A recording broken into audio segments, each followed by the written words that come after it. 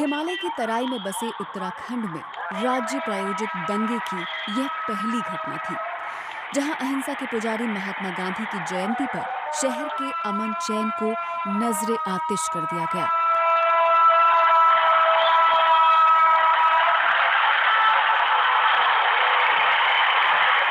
कौमी एकता के गुलदस्ते के नाम से चर्चित रुद्रपुर की अधिकांश आबादी हिंदुस्तान और पाकिस्तान के बंटवारे से विस्थापित लोगों की है, जिनमें पंजाबी, खत्री और सिख पश्चिमी पाकिस्तान से, बंगाली हिंदू पूर्वी पाकिस्तान, बर्मा और 1971 में बने बांग्लादेश से आए हैं। सांस्कृतिक साझापन और सांप्रदायिक सौहार्द इस शहर की खासियत है, जिसे तोड़ने की कोशिश की गई। साहब, अभी 2 अक्टूबर से मैंने 1 रुपया काम नहीं किया है, खाली घूम रहे हूँ इसी, बस कोई काम नहीं किया बिल्कुल भी। अब बिल्कुल खाली बेकार हूँ, क्योंकि रोजगार कोई नहीं मेरे पास, औजार मेरे पास कोई नहीं जो काम करता हूँ फर्नीचर का, सारे लूट के ले गए मेरे। तो अब तो बेकार ही हूँ, मैं बेपर घूम रहा हूँ बिल्कुल। तो क्या हुआ था उस दिन? कुरान जला के और मतलब उसमें हरी पन्नी में सुअर का मीट रख के और रखा था, 4-5 किलो मीट था उसके अंदर। अब सुबह जब देखा गया वो तो 5:45 बजे करीब, हमने कहा भाई पूरन लाल या आके देखो ये क्या चीज़ है। तो जब उन्होंने देखा तो उसमें सुअर का मीट था। कोतवाल साहब आते हैं, उनके साथ में कुछ पुलिस वाले भी होते हैं। कोतवाल साहब ने आते आते वो थैला उठा लिया और कहा आप लोग यहाँ शांति बनाए रखें और हमारे साथ आएँ, हम इसकी जांच करेंगे, आप आइए और रिपोर्ट लिखाइए, इससे हम जांच करेंगे कि ये थैला किसने रखा है। पुलिस के साथ नथुलाल गुप्ता भी मौजूद था चौराहे पे। उसने आके एक चांट मेरे मारा कोतवाल ने, वो चांट मारते के और कोतवाली में ले गया कोतवाल कुरान को, समझे। यहाँ से पुलिस ने डंडेबाजी करी मुसलमानों पे, पुलिस ने डंडेबाजी करी और मतलब मारा मुसलमानों को, गोली चलाई। दर्जन से ज्यादा लोग घायल हैं। कई घायलों को रुद्रपुर के अस्पताल में भर्ती कराया गया है, जबकि गंभीर रूप से घायल 3 लोगों को इलाज के लिए हल्द्वानी के अस्पताल में भेजा गया है। इलाके के हालात को काबू में करने के लिए पुलिस ने रुद्रपुर के कोतवाली थाना इलाके में कर्फ्यू लगा दिया।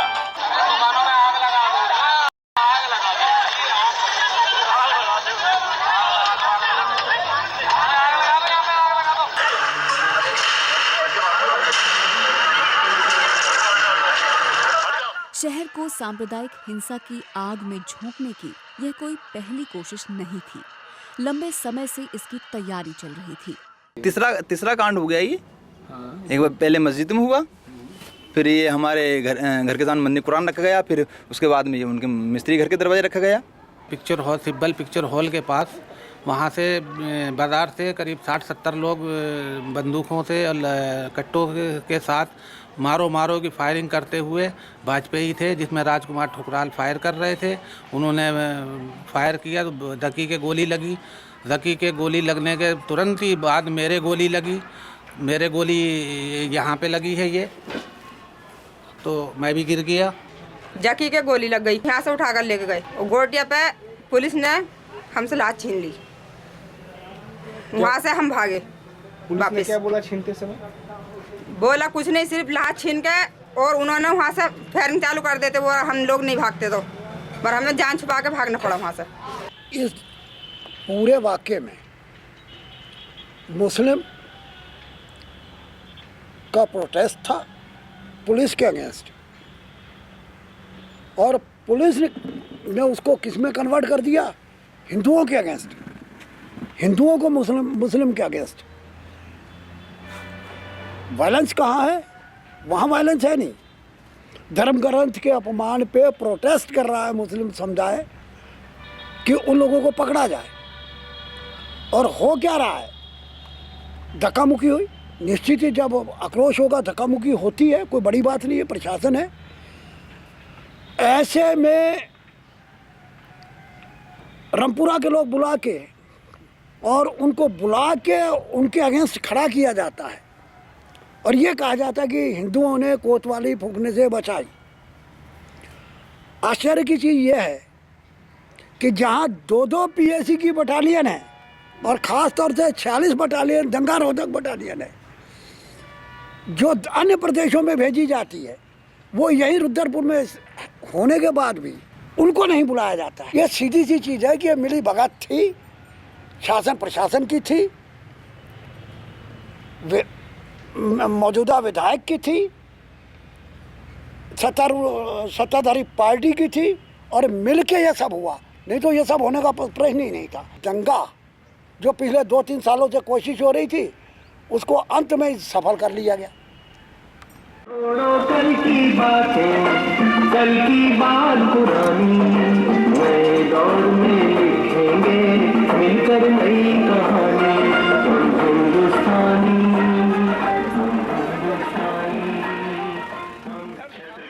सवर्ण हिंदू जातियों के समान जनाधार वाले राजनीतिक दलों, कांग्रेस और भाजपा के शासन पर मजबूत पकड़ वाले इस राज्य में पुलिस तंत्र का सांप्रदायिकरण साफ दिखा, जिसके तहत इस घटना में वो न सिर्फ मूक दर्शक बनी रही, बल्कि दंगाइयों के साथ नेतृत्वकारी भूमिका में भी थी, जहां उसने तथ्यों के साथ छेड़छाड़ कर उल्टे मुसलमानों को ही आरोपी बनाने की कोशिश की।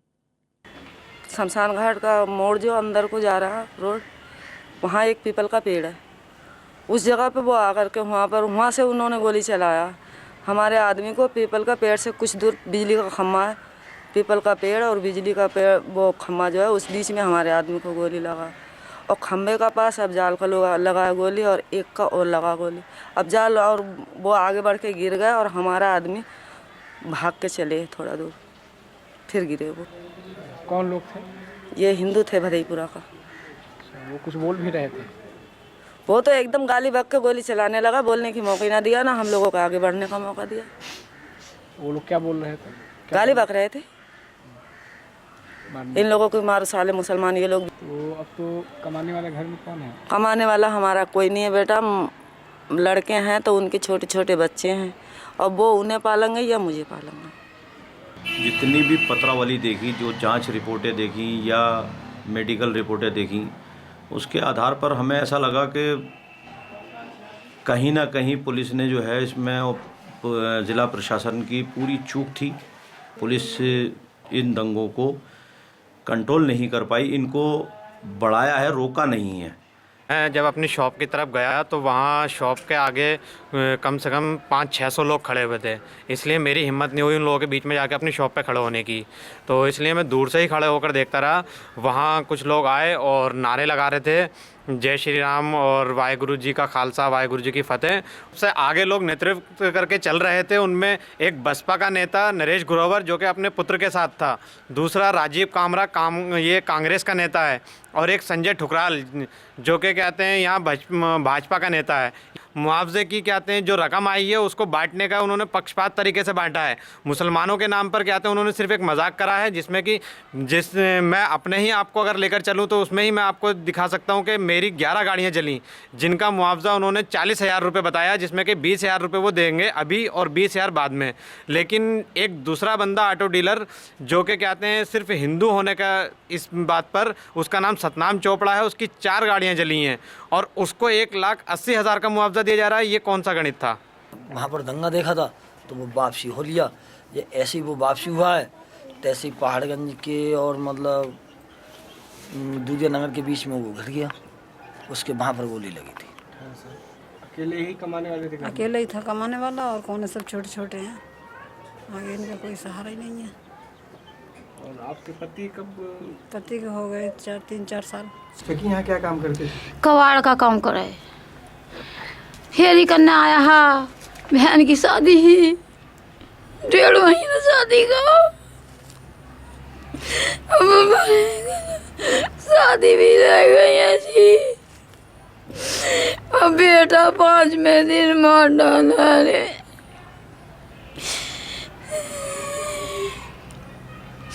छठे दिन बिल्कुल ही जनाजा पहुंच गया घर।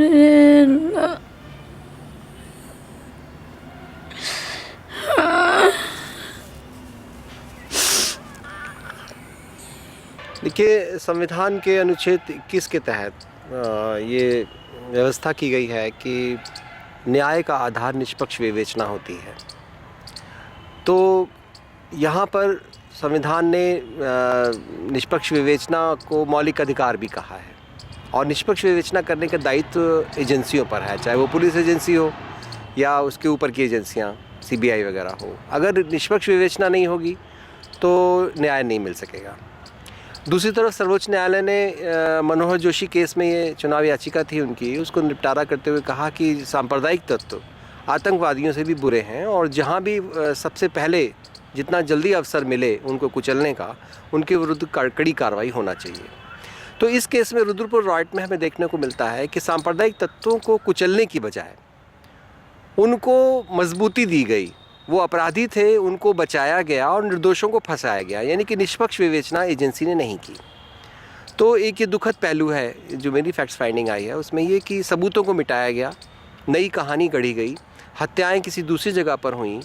उसमें जो घायल लोग हुए हैं उन्होंने अपने प्रार्थना पत्र भी दिए हैं माननीय न्यायालय में अपनी रिपोर्ट दर्ज कराने के लिए, उनकी रिपोर्टें दर्ज नहीं की गई और गवाहों नई गवाहियां बनाई। खुद पुलिस ने खुद को चश्मदीद गवाह बनाया। तो ये इस तरह से झूठी कहानियां बनाना और साक्ष्यों को मिटाना और साक्ष्य गढ़ना यहाँ पर खुद पुलिस एजेंसी ने किया। उत्तरांचल सरकार को भी सुप्रीम कोर्ट ने निर्देश दिया है कि आप जैसे कि मतलब कांस्टेबल से लेके हायर पुलिस अथॉरिटी तक के खिलाफ उन्होंने कहा है कि एक जांच अधिकारी बैठेगा जो डिस्ट्रिक्ट जज लेवल का होगा और अगर SP लेवल से लेकर DGP लेवल तक के पदाधिकारी के खिलाफ शिकायत अगर जनता करना चाहती है तो उसके लिए हाई कोर्ट जज रैंक का अफसर बैठेगा। तो वो अभी तक इम्प्लीमेंट नहीं हुआ है। मानवाधिकार आयोग यहाँ स्टेट में है ही नहीं, तो जनता किससे जाए? पीड़ितों की शिकायतें नहीं सुनी गई, FIR दर्ज नहीं हुई। 300 आदमियों की FIR जो लोग कराने गए उनको कह दिया गया कि आप नेम्ड कर रहे हो इसलिए नहीं लेंगे हम FIR, उनको भगा दिया गया।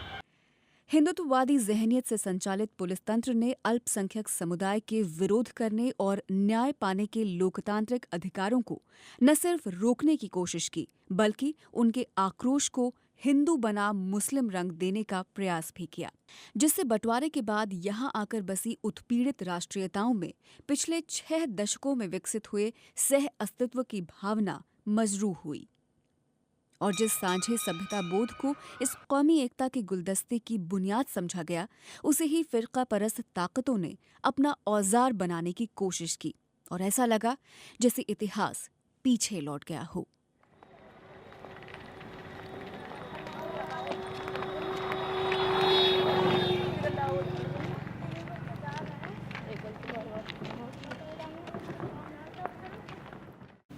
दो अक्टूबर को जो रुद्रपुर में जो दंगा हुआ था उसके बाद अब 2-3 दिन बाद कर्फ्यू हटाया गया थोड़े वक्त के लिए। हजारों की संख्या में परिवार वहाँ से पलायन कर रहे हैं, अपने सिर में गठरियाँ लेकर, अपने बर्तन भांडे लेकर, कपड़े लेकर वहाँ से रामपुर की ओर को जो सड़क जाती है उस पर पैदल निकलते हुए, क्योंकि इतने लोगों का ट्रेन में या बस में जाना भी संभव नहीं था। मुझे तमस और झूठा सच के दृश्य जरूर विभाजन के याद आते हैं, जब इस देश का विभाजन हुआ था और एक ओर से दूसरी ओर लोग इस तरह से जा रहे थे। बीजेपी अपना स्टैंड लेने के लिए ये कुछ काम किया है। दंगे के दौरान इस सेंटिमेंट को उभारने की कोशिश हुई, डेफिनेटली कोशिश हुई और पॉलिटिकल लीडर ने किया, छुटभैया नेता ने किया अपने पक्ष में वोट को लाने के लिए कि आने वाले चुनाव में जो इसका रिजल्ट पड़ेगा। क्या लॉजिक देते थे वो देते थे भाई ये लोग देखो मुस्लिम जो है इनके कारण बेघर हुआ है, ये पाकिस्तान के लोग हैं, पाकिस्तान को झंडा उठाते हैं और क्या कहते हैं हॉकी खेलो चाहे फुटबॉल खेलो चाहे क्रिकेट खेलो उनको झंडा उठते रहता है, वो तो है ही साला पाकिस्तान के सब विचारधारा रखते हैं, अब हम लोग क्यों साला पीसते जाए इसमें। इस टाइप से जो मनभावना है कुछ लोगों के अंदर ये फैलाने की कोशिश किया पॉलिटिकल लीडर लोगों ने, छुटभैया नेता जो उनके इर्द गिर्द रहते थे। ये तो एकदम स्पष्ट है। मीडिया, जिसकी जिम्मेदारी इस त्रासदी की सच्चाई को निष्पक्षता से आवाम के बीच ले जाने की थी, उसने न सिर्फ सच्चाई छुपाई बल्कि पुलिस और हिंदुत्ववादियों द्वारा की गई मुस्लिम विरोधी हिंसा को वैधता देने की भी कोशिश की।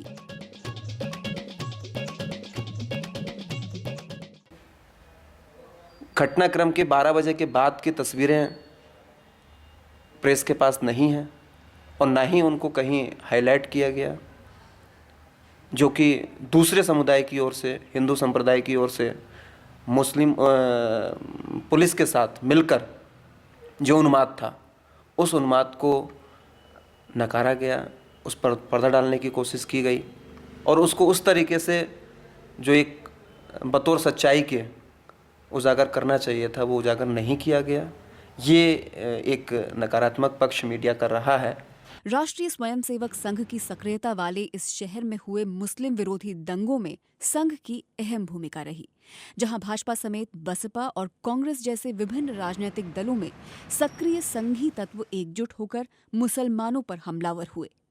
बंगाली हिंदू और सिखों में विभाजन के दंश को पाकिस्तान विरोध के नाम पर मुसलमानों के खिलाफ भड़काने का हर संभव प्रयास किया गया।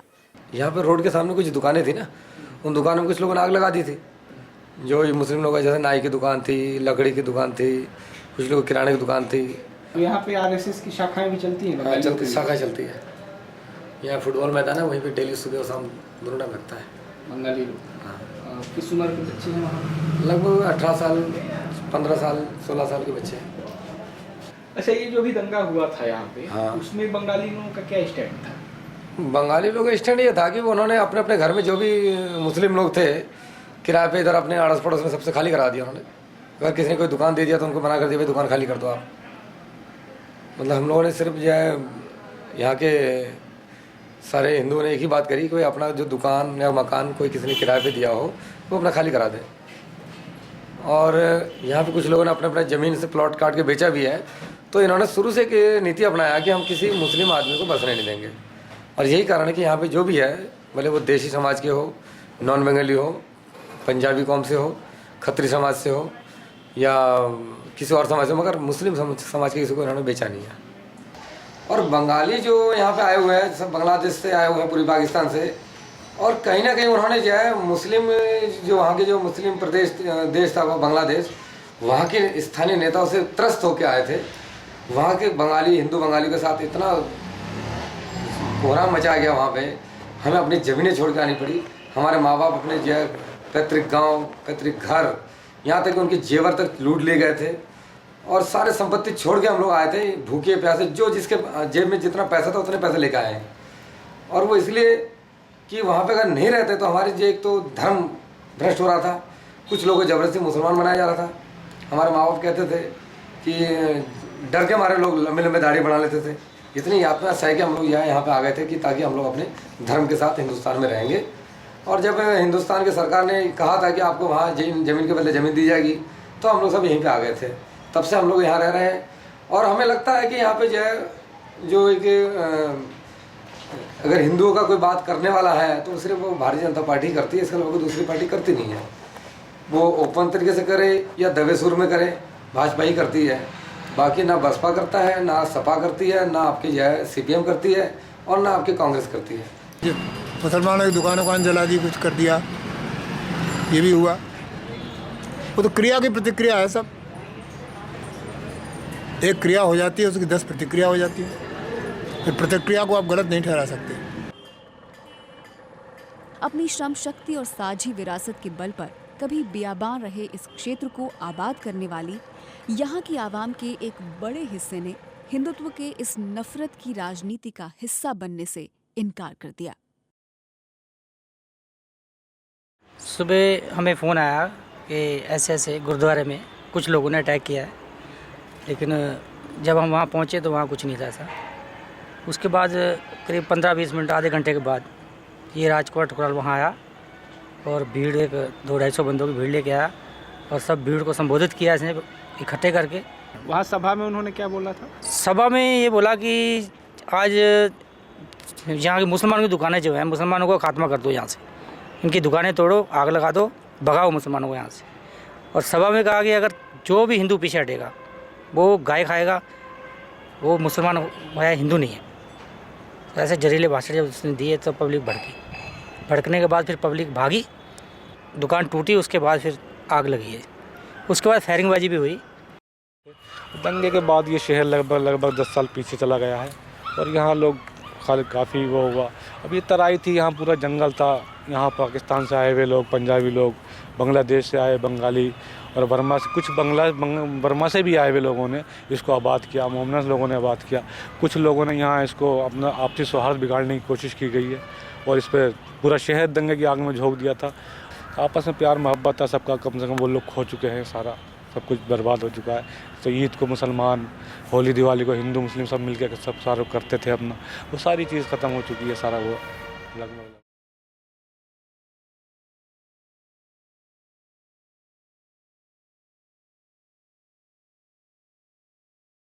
दहशतगर्दी के खिलाफ जंग के नाम पर पूरी सियासत के मुस्लिम मुखालिफ होते जाने के इस दौर में बंटवारे की जहनियत को उभारने की ये कोशिश राज्य द्वारा एक नई आतंक की राजनीति को निर्मित करने की साजिश है, जो उस बुनियाद को ही कमजोर कर देगी जिसके बिना पर भारत की आवाम ने एक आधुनिक, धर्मनिरपेक्ष और लोकतांत्रिक राज्य की कल्पना बंटवारे की त्रासदी के बाद की थी। रहबर मुल्को कौम बता, रहबर मुल्को कौम बता, आंखें तो उठा नजरें तो मिला, कुछ हम भी सुने हमको भी बता, ये किसका लहू है कौन मरा, रहबर मुल्को कौन बता, आंखें तो उठा नजरें तो मिला, कुछ हम भी सुने हमको भी बता, ये किसका लहू है कौन मरा, ये किसका लहू है कौन मरा।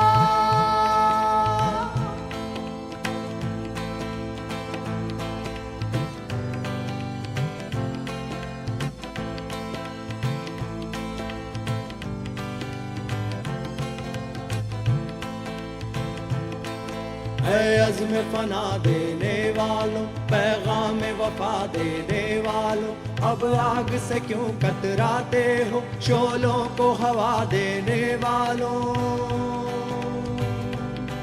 तूफान से अब क्यों डरते हो, मौजों को हवा देने वालों, क्या भूल गए अपना नारा,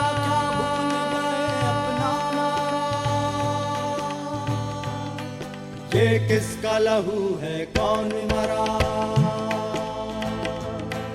है रहबर मुल्को कौम बता, आंखें तो उठा नजरें तो मिला, कुछ हम भी सुने हमको भी बता,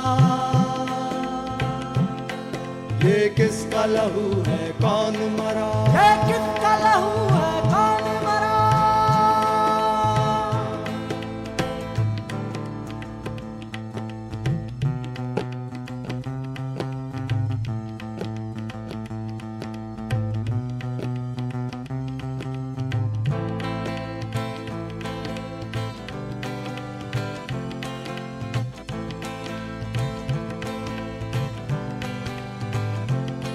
हम ठान चुके हैं अब जी में हर जालिम से टकराएंगे, तुम समझौते की आस रखो, हम आगे बढ़ते जाएंगे, हम मंजिल आजादी की कसम हर मंजिल पे दोहराएंगे, ये किसका लहू है कौन मरा, रहबर मुल्को कौम बता, आंखें तो उठा नजरें तो मिला, कुछ हम भी सुने हमको भी बता, ये किसका लहू है कौन मरा, ये किसका लहू है।